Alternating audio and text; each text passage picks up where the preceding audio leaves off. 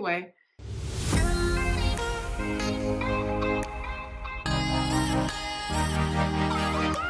Hey guys, welcome back to my channel. It's your girl Tamara here with the Mompreneur Plug, and on my channel, I help mothers embrace who they are outside of motherhood, and I help you grow with real talk and a side of laughter. If you are new to my channel, my name is Tamara, and this is my handsome husband, Cody. Well, thank you. So we typically try to do a video like this. We were doing it a lot more often, but we just got started back trying to do it. We have a new series for you. Yep. Called the Young, Dumb, and Married series. This is something that's been on my heart for a while for us to talk about. Just the mistakes we've made in marriage, how we've overcome certain things, and how we're still learning.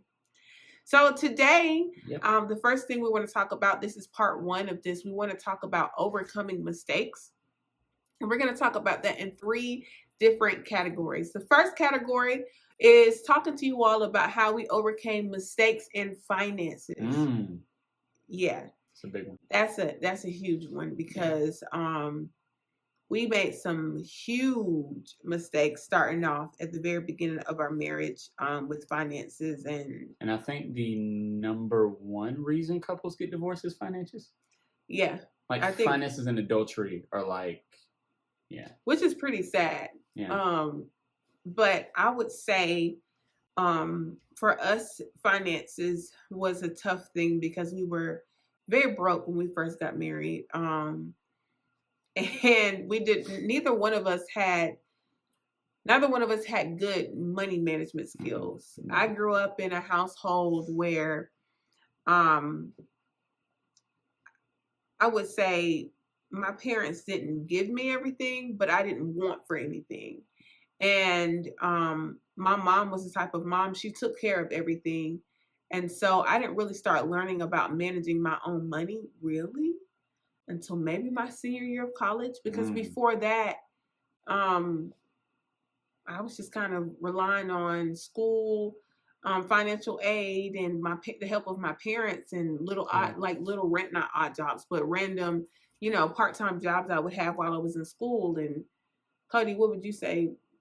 How were you with money before we got married? I grew up not having any money, for real. I mean, my grandma would spoil me like most grandmas do, but I grew up not really having a lot of the time. So when I started working, I just started buying stuff I wanted, and even at an earlier adult age, had the mindset of it's not how much money you make, it's how you budget it. But I never budgeted. So, and I would say our ideas of money were different, and that's what we had the same. We both ended up being poor managers or not good stewards over our money, but it was for different reasons. So Cody looked at it as if I never had this much money before, working, having my own money. So he didn't know how to manage because he's never experienced having that money. Me, on the other hand, I never had to manage my own money. It was, hey, Mom, I need so-and-so and so. I never had to manage my own money. Even when stuff went rough with us at the early on, our parents and our grandparents kind of helped carry us. It wasn't till the bottom fell out and it was like, hey, we can't help you anymore. That it finally hit us that we gotta figure this out. There were times where rent would be due and we literally had no idea how we were going to pay it. Now, granted, some of the circumstances that were presented to us, they were out of our control. Cody had lost his job at one point. I was working, but it still wasn't enough. And it was just a huge struggle for us.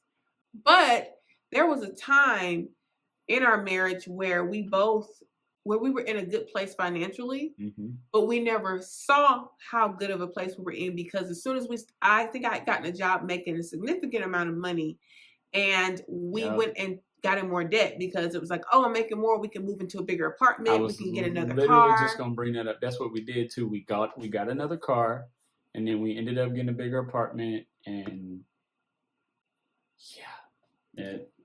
So now, with learning about how we overcame financial mistakes and how we're overcoming, because we haven't arrived. No.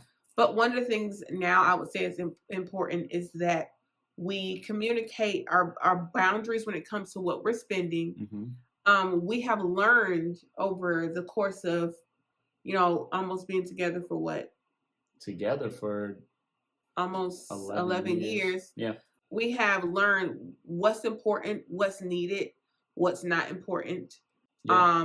We no longer feel like we have to keep up with the Joneses. No. We may see friends that are buying new cars, getting houses, going on vacation. We're just not in the spot right now. And now we're in a place where we have 4 streams of income, and we're finally in a place where we feel like we can breathe a little bit. We're definitely not where we want to be. No. But we're not mismanaging that money. We're not saying, oh, we got all this money coming in now. We're going to go do this. We're going to go do that. We got goals. We're saving. And honestly, we give. We do a lot of giving. And I don't know what your beliefs are, but what we believe is, when you give, God will give it back to you. And so that's where we are. And that's how we've kind of overcome our mistakes. Number one is communicating our boundaries with that, recognizing that we're not going to be able to compare ourselves and keep up with the Joneses, and making sure that we understand that it's not always, you don't always have to spend money on things just because more money is coming in. And just to interject another thing too, make sure in your relationship that y'all communicate those things, because like I said, finances is a killer when it comes to marriages, because some people just don't agree. But if y'all can find some middle ground and come together and set your goals together on what you want to do as a family financially, it can be easier to get out of those ruts and get to a space where you can actually start achieving those goals that you put in front of you. So. Exactly.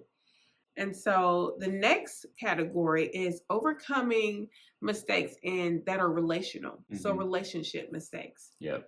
I'll go first and say, and this is such a broad category because I think this is kind of all the miscellaneous mistakes we made. Yeah. But some of the major mistakes that I know that I made was my need to fulfill being wanted or having attention, and mostly from the opposite sex. So there would be guys that I would talk to, friendly conversation, that I found myself allowing myself to have those conversations because I was getting attention.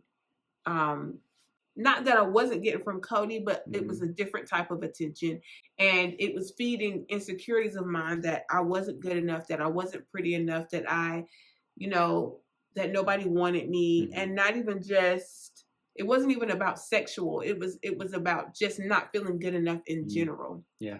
And so I was feeding that monster through having these conversations and finding out later that it was a huge mistake, because obviously it caused a strain on our marriage, but then it caused an issue with me because now I'm either A, developing feelings for these people, or B, they're developing feelings for me. And I'm like, this is not what I signed up for, right? Making those mistakes and getting into a place of feeling like, well, I just want to be this person's friend. They're nice. And Cody would warn me like, babe, that's not what that's about. And I'm like, you don't know. I'm just, this person's really going through something or whatever. And I end up finding myself in a situation where I'm pretty much regretting even trying to be friends with someone or being friends with that person. So I know for me, that was a huge mistake of mine, is trying to seek outward attention instead of seeking it from God, and He'll supply the rest. So, well, come on and preach. Anyway, I would say, just to throw in a mistake of mine that kind of coincides with what she said. I'm trying to remember the year it was. I don't remember. 3, 4, or 5. It felt like those 3 were kind of jumbled together. I wasn't necessarily treating her the best either, because I was having my own issues. I think it was around the time I lost my job.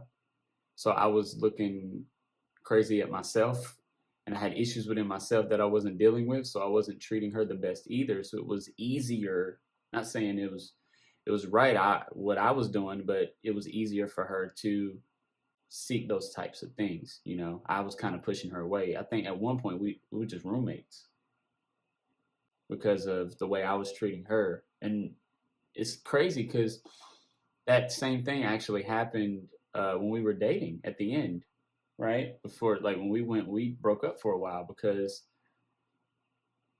you know I was too caught up in what was going on with me that I wasn't taking care of her, and I had to. That's one of the things I had to learn quick, and I'm still learning because I remember when we first, and I'll make this quick. I remember when we first got together, I was a little more soft spoken. I wouldn't say a lot, but then the more Tam's big thing is being honest and speaking up and saying what's on your mind or whatever. And I kind of grew into that, but I grew into that rude. I didn't grow into that like regular. I grew into it. My tone was rude. So, and still dealing with that in waves, you know, right now, if I'm being honest. But I was just saying it was, I mean, she was honest with me with that insecurity when she would have conversations, I would know, at least she would tell me. And that's a lot of people don't really do that for real, for real. So kudos to you for that. But for a while, I would say I would take blame in that a little bit because I was kind of pushing her there too. So not that if something would have happened, it would have been my fault, but still, whenever something happens like that in a relationship, you have to look at both sides and you have to say, okay, yes, she shouldn't have did that, but what could have I done better that would have kind of kept her closer? So, yeah, and you know, I have my thoughts about that because I feel like we got to take responsibility for our own actions, yeah, you know, and I think for me, it was, I think whether you were treating me badly or not, it was still an insecurity within myself that I needed to deal with. well, absolutely, You yeah, know, you could have been giving me the world and I still would have been seeking validation elsewhere because I hadn't learned how to seek it from God first. yeah. Right. Well, I And mean, God only. but earlier on, it was with me, I was dealing with a lot of stuff myself. So, like she said, we all got to take responsibility. But this is me taking responsibility for my part in that. You know, that's just what that looks like for me. So yeah.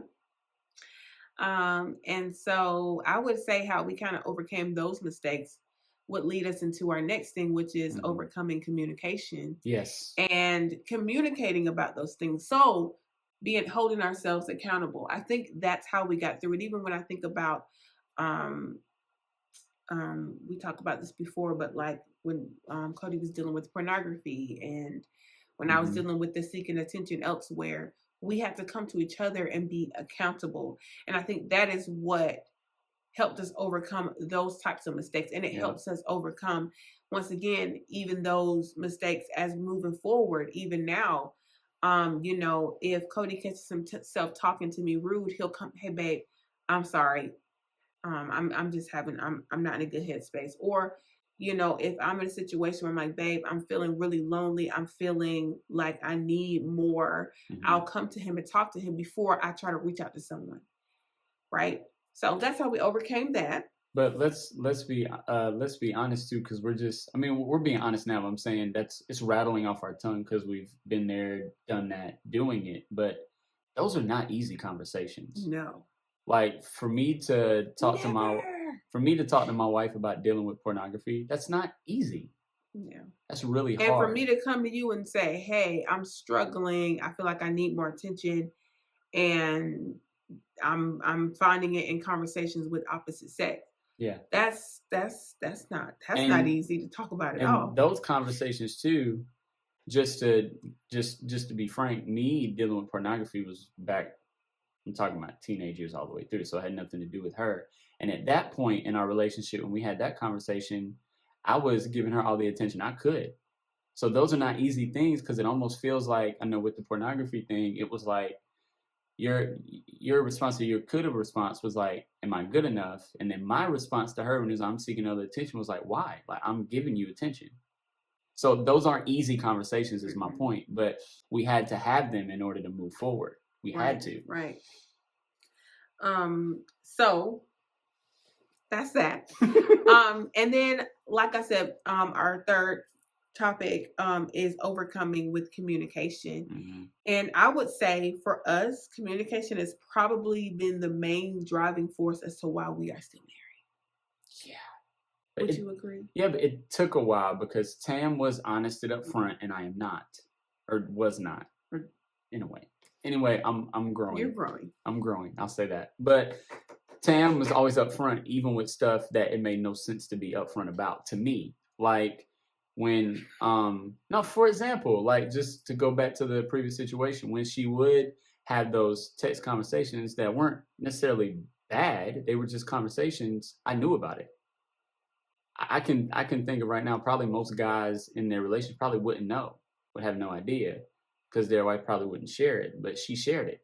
Like even in certain situations, I think if I remember correctly, the guy would say something and you would be like, no, like Cody knows. Like, what's going on? You'd be like, what? That's not normal, but she's an over communicator. Like that's just, she's been that way. I think I literally can't help it. Like Yeah. I'm the type of person that I can't have stuff like that weighing on me. But I think part of me was telling you as almost like a cry for help. Like, yeah, I need you to know this, and I don't feel right about it. I don't like it. And like you said, a lot of times the conversations were innocent, but I knew my intention behind it wasn't just being friends with someone, but wondering, am I going to get attention out of this, or just the conversation itself was enough for me. Yeah. And that was not okay. So. Yeah. And also I think it goes back into, and this is something, I don't know if you learned recently, because you talk about it more now than you ever have, but that you're a verbal processor. I am. My counselor actually.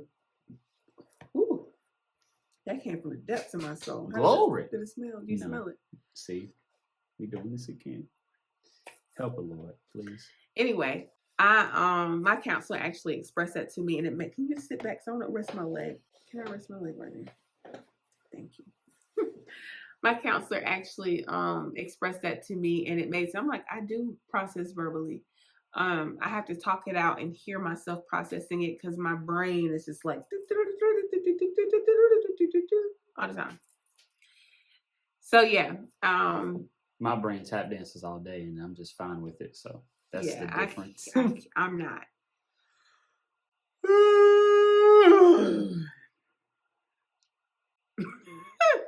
Anyway, so yeah. But yeah, the verbal processing for me is something I have to do. And so a lot of times I will find myself, I just need to talk it out. I got to talk it out. So that's something I think that has helped.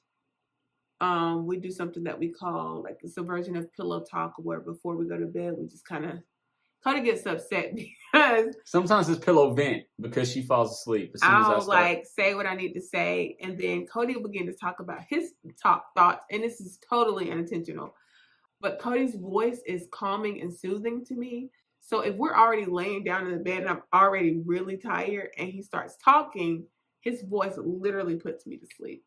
And he's like, babe, babe, I'm sorry I heard you. But I'd be like, no, you know she's asleep because you'll start talking. Like, babe, she's like, huh? That's how you know she's asleep. If she answers with, huh? Give it up. Turn over, go to bed. It's a wrap. It's a night. It's a wrap. Yeah. But yeah. So that is one of the things that, like I was saying before, it kind of helped us even in our mistakes is communication. And I know people hear it all the time. Oh, communicate. But I'm telling you, it is a powerful tool.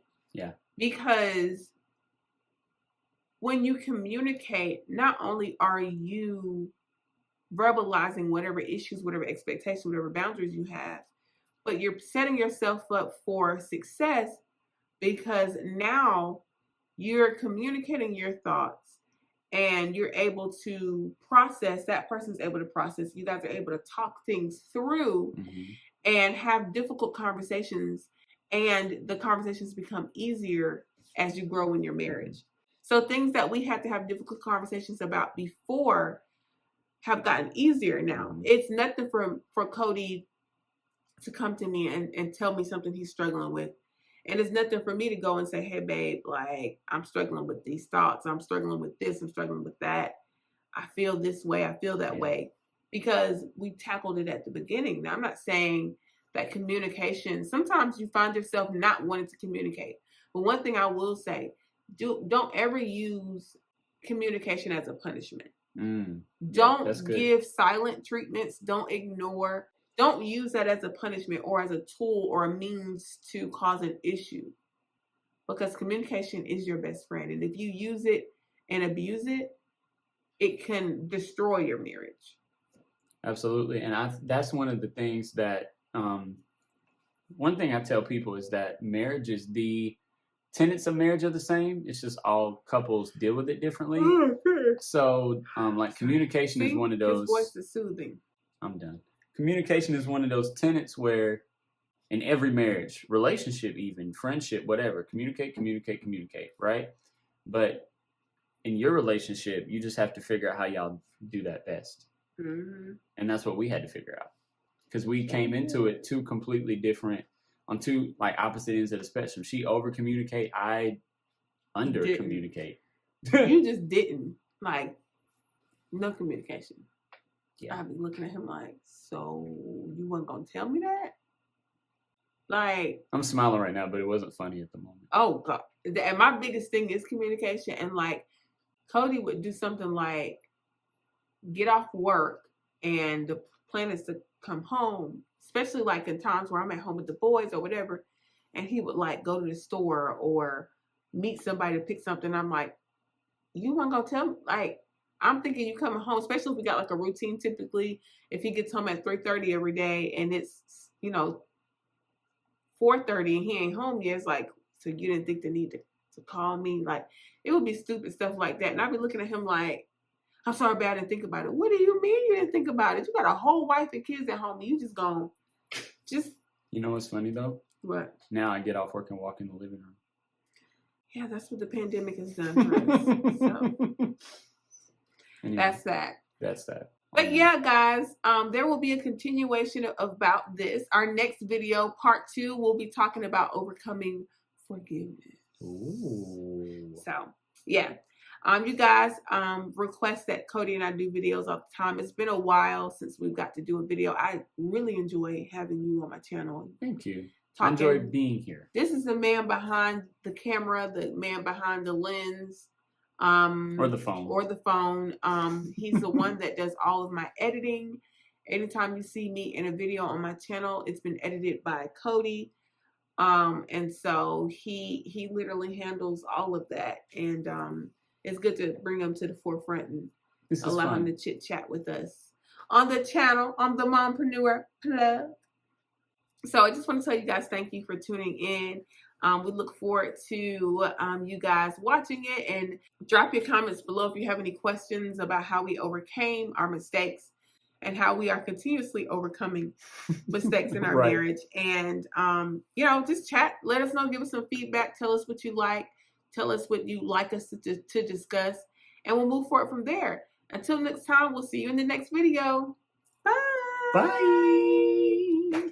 Hey guys, thank you so much for tuning into the video. Listen, if you enjoyed what you saw here, why don't you click right here so you guys can catch some more of my videos. And if you want to subscribe, click right here. The circle of her beautiful face will probably be where my hand is. That too. Okay. Bye. Bye.